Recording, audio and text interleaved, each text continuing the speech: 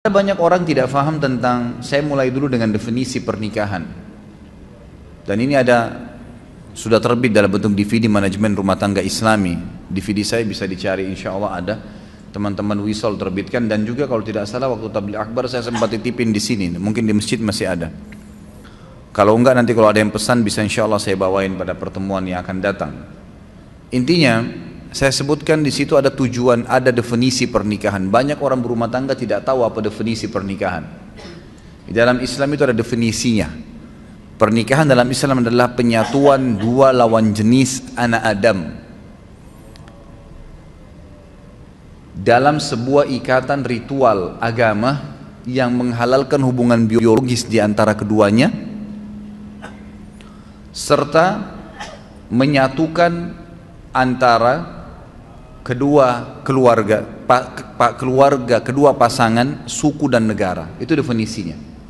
Saya bagi menjadi 3 potongan. Pernikahan dalam Islam adalah penyatuan antara dua anak Adam, dua jenis, ya, dua lawan jenis dari anak Adam, laki-laki dan perempuan. Dari definisi ini keluar tidak boleh nikah sesama jenis, nggak ada homoseksual, nggak ada lesbian. Adanya laki-laki dan perempuan, murni, laki-laki full, perempuan full, semuanya. Yang tengah-tengah nggak diterima dalam Islam.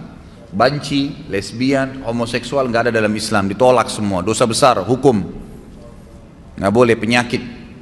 Nabi SAW menyuruh seorang banci yang pernah duduk di sekitar para sahabat, lalu Nabi SAW dengar, lalu Nabi mengusir, mengatakan keluarkan orang yang dari Madinah, dianggap penyakit, nggak boleh ada. Kemudian dari anak Adam, berarti tidak boleh seseorang muslim menikah kecuali kepada manusia. Tidak boleh nikah sama jin, nggak boleh melampiaskan biologis dengan hewan, sama manusia. Dalam satu ikatan ritual agama yang menghalalkan hubungan biologis di antara mereka. Jadi ini ibadah. Pernikahan adalah ibadah. Kalau Anda yang hadir di sini sudah menikah dan belum niat ibadah waktu itu, hanya karena ajakan teman, hanya karena suruhan orang tua, hanya karena kebetulan suka, itu semua tidak ada dalam Islam. Tidak ada.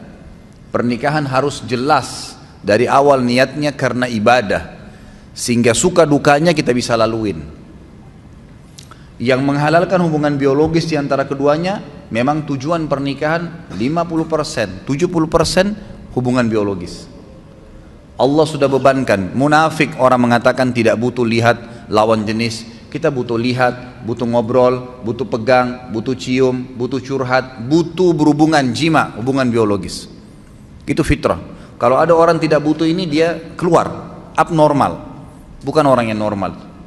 Tidak ada di situ dia keluar dari batas normalnya. Tapi kalau dia normal, maka manusiawi sekali dia membutuhkan itu. Tapi Allah Subhanahu wa ta'ala mengajarkan kita caranya dengan akad nikah. Hanya 5 menit. Si wali mengatakan saya nikahkan kamu sama anak saya Fulan bin Fulan. Kemudian si laki-laki mengatakan saya terima, selesai. Sah pernikahannya, hubungan biologisnya juga sah.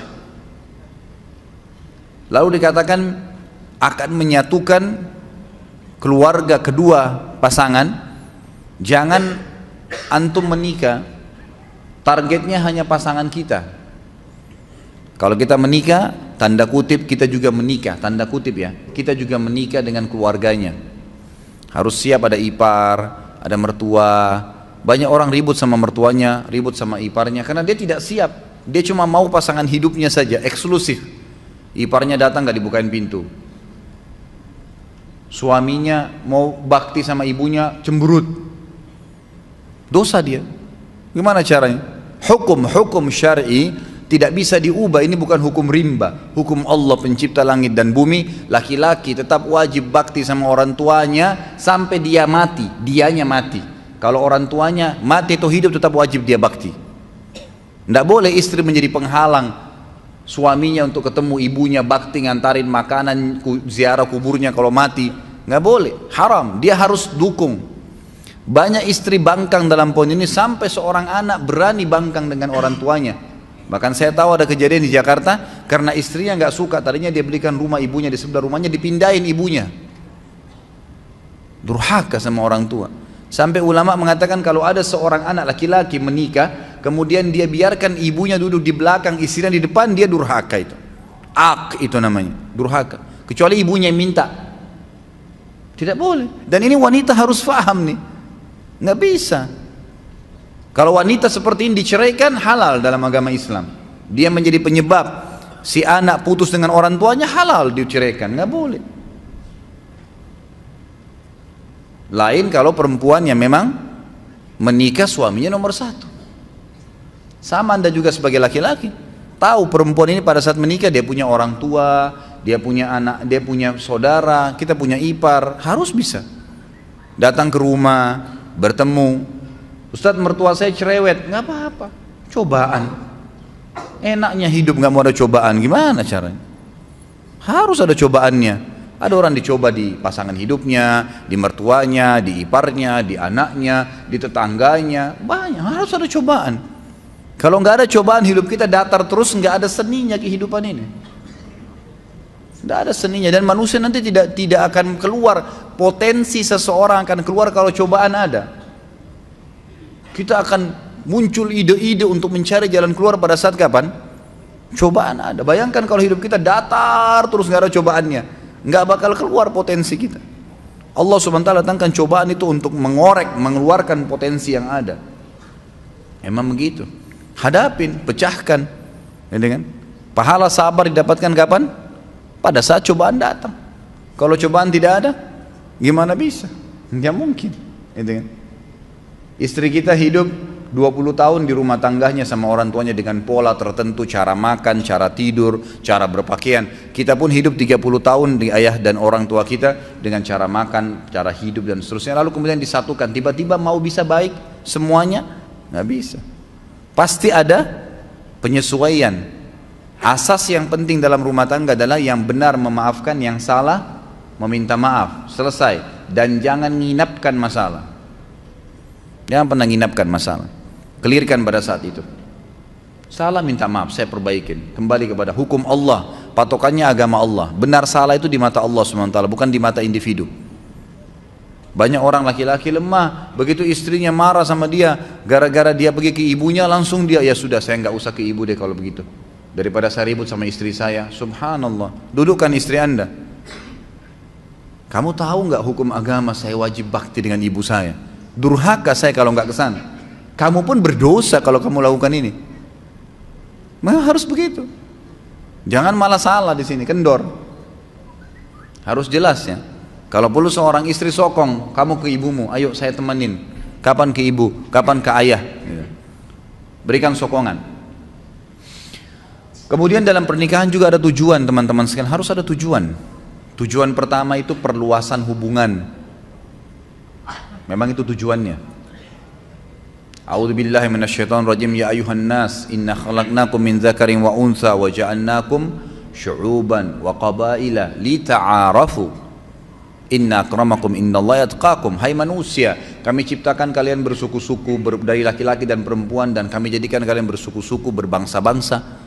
Itu variasi Allah kasih. Semua kan dari Adam dan Hawa ya. Kenapa ada orang Arab, ada orang Melayu, ada orang bule, ada orang Afrika, suku-sukunya banyak. Ya Allah sengaja buat variasi itu untuk kalian saling kenal, mengenal. Kata ulama tafsir, dengan pernikahan tahu tradisi makanan ini, pakaian ini, terusnya. Ada tujuan. Orang yang melangkah kepada sebuah perbuatan tanpa tujuan, maka tidak sampai kepada target yang dia inginkan. Ada orang masuk ke mall, nggak ada tujuannya, nggak ada sesuatu. Dia nanti kacau balau itu. Belanja sembarangan, beli makanan sembarangan, habisin uang percuma, buang-buang waktu, nggak ada tujuan. Nggak bisa. Dalam Islam harus ada tujuan. Saya ke masjid mau sholat, tujuannya sholat, jangan pikirin yang lain, udah. Lagi mau belanja sesuatu di pasar, memang tujuannya beli sayur, beli tempe, beli segala, beli itu. Ibu-ibu jangan singgah beli daster, nggak boleh, harus tujuannya jelas. Kalau enggak kemana-mana tuh nanti. Tujuan harus ada. Kita kerja di satu perusahaan, tujuannya ada target. Orang kalau cuma sekedar ya kebetulan supaya saya kerja deh, nggak bakal meningkat prestasinya, nggak bakalan. 10 tahun begitu terus jabatannya. Tapi kalau ada tujuan saya masuk di sini apa nih? Kelas tertingginya dalam target di perusahaan ini apa? 1, 2, 3, 4, 5 jenjangnya. Target saya 2 tahun saya sudah harus sampai di tingkat yang kelima. Harus ada target. Nggak bisa, dan itu dengan tujuan kita masuk ke situ. Tujuan berumah tangga ada. Perluasan hubungan, kita akan kenal keluarga istri, keluarga suami, jaringannya lebih luas. Yang kedua, tujuannya itu keturunan. Kalau ada laki-laki yang melamar akhwat di belakang sana bilang, saya mau nikah sama kamu tapi nggak mau punya anak ya, tolak langsung. Nggak ada ceritanya itu. Tujuan pernikahan dari mana kita bisa mendapatkan keturunan? Allah SWT jadikan hubungan biologis itu satu-satunya jalan untuk berlanjut generasi manusia. Yadzra'ukum fi, kata Allah. Dengan pernikahan itu Allah jadikan kalian berkembang biak di situ. Memang begitu, tujuannya ada. Yang ketiga, ketentraman. Nikah butuh ketentraman. Cari orang yang akan jadi pasangan kita yang buat ketentraman, dan itu hanya satu. Poinnya supaya bisa tentram, cari agamanya, imannya ada. Kita sudah tahu semua itu, maka agamanya didahulukan. Bagaimana agamanya dia? Kalau weekend, kalau liburan, kemana ya? Oh, saya ke majelis taklim ini.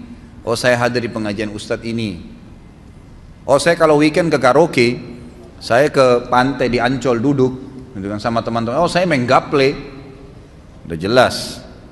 Tidak ada ketentraman, mustahil, karena habis nikah dia akan buat sama itu. Dia akan buat sama. Perempuan yang nikah sama playboy asalnya sebelum nikah, jangan heran kalau dia selingkuh setelah nikah. Wajar itu. Laki-laki yang menikah dengan wanita yang tidak pakai jilbab, jangan heran kalau setelah menikah dia tidak pakai jilbab, atau dia tidak sholat, atau memang dia pernah bohong, ya dia akan bohong. Itu tradisi dia. Cari orang yang bawa ketentraman. Dan itu patokannya adalah agama. Dan yang keempat, tujuan pernikahan adalah menjalankan perintah Allah dan Rasulnya. Jadi ibadah diniatkan untuk itu. Kata Nabi SAW, an-nikahu sunnati wa man raghiba an sunnati falaysa minni. Siapa yang menikah itu adalah bagian dari sunnahku, siapa yang menolaknya maka bukan siapa yang menolak sunnahku maka bukan dari golonganku. Jadi ada tujuan-tujuan. Di antara substansial tujuan pernikahan yang kelima adalah memenuhi hubungan biologis, kebutuhan biologis. Itu tujuan memang. Tujuan kita menikah memang untuk melampiaskan biologis. Untuk ngobrol, tatap-tatapan, ciuman, pegang, hubungan biologis, bahkan digantungkan pahala besar. Boleh nggak pacaran Ustadz? Boleh, setelah akad nikah. Sebelum akad nikah nggak ada pacaran dalam Islam. Bagaimana caranya saya kenal dia? Banyak orang sekarang begitu. Harus terperiksa tai lalatnya perempuan itu di tangannya ada nggak? Lihat rambutnya seperti apa? Dan beragam macam alasan. 3 rahasia penting dalam agama untuk mengenal konsep ta'aruf dalam Islam. Kenali fisiknya, kenali keluarganya, kenali lingkungannya. Titik, selesai. Fisik sesuatu apa yang kita menarik nih? Kata Nabi SAW, lihat dari lawan jenis yang kamu mau nikahi sesuatu yang menarik buat kamu. Apa saja? Alisnya, warna kulitnya, sesuatu di wajah dan telapak tangan yang jadikan patokan. Sudah selesai? Oh iya, ini mungkin masuk di kriteria saya. Baik, cukup. Kemudian masuk yang kedua ke keluarganya. Secara umum, keluarga ayahnya akan mewariskan fisik kepada anak cucu kita nanti. Keluarga ibunya akan menurunkan karakter dan sifat. Saya sudah pernah jelaskan yang sahabat kulitnya putih, istrinya putih, anaknya hitam seperti anak Afrika. Suaminya langsung bilang, pasti kau selingkuh. Kok bisa saya putih, kamu putih, ini hitam keluar nih.